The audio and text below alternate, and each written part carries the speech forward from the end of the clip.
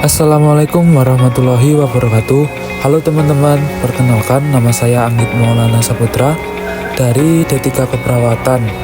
NIM saya 2024200013.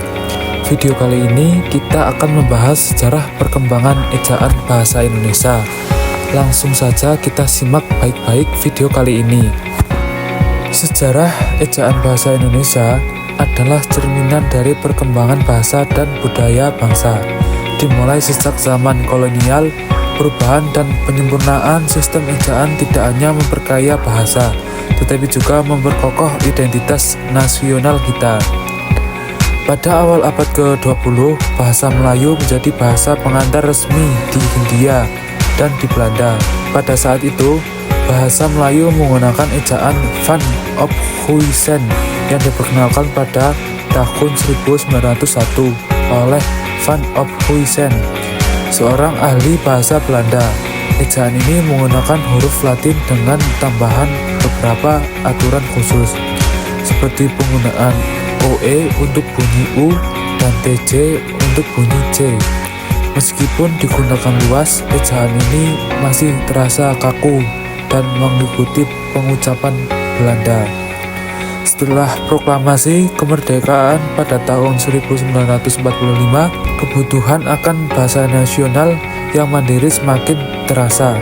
Pada tahun 1947, Indonesia memperkenalkan ejaan Republik atau ejaan Swewandi yang diperkenalkan oleh Menteri Pengajaran. Swewandi ejaan ini membawa perubahan signifikan. OE digantikan dengan U dan TJ digantikan dengan CH. Meski lebih sederhana, masih ada beberapa aturan yang dianggap rumit. Kemudian pada tahun 1972, pemerintah Indonesia bekerja sama dengan Malaysia untuk memperkenalkan sistem ejaan baru yang dikenalkan sebagai ejaan yang disempurnakan atau EYD. Ejaan ini menyelaraskan aturan penulisan antara kedua negara, seperti menggantikan DJ dengan J dan TJ dengan C. EYD juga memperkenalkan aturan baru untuk akhiran dan imbuhan agar lebih logis dan konsisten dengan pengucapan sehari-hari. Namun perkembangan ejaan tidak berhenti di situ.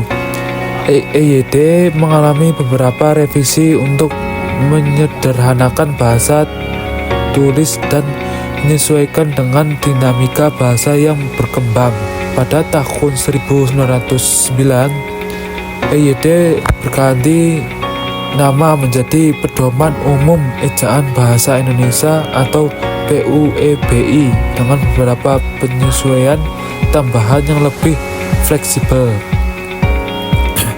Setiap perubahan ejaan ini bukan hanya perubahan teknis, tetapi juga mencerminkan semangat nasionalisme, kesederhanaan, dan keterbukaan. Hingga saat ini, PUEBI harus menjadi panduan utama dalam penulisan resmi bahasa Indonesia, mengiringi kita dalam berkomunikasi dan menyampaikan gagasan dengan lebih jelas dan efektif. Sejak ejaan bahasa Indonesia tidak hanya mencatat perubahan aturan penulis, tetapi juga mencerminkan perjuangan dan adaptasi bahasa Indonesia dalam menjaga dan memelihara bahasa nasional sebagai salah satu pilar identitas bahasa Indonesia. Sekian dari video saya, kurang lebihnya mohon maaf. Wassalamualaikum warahmatullahi wabarakatuh.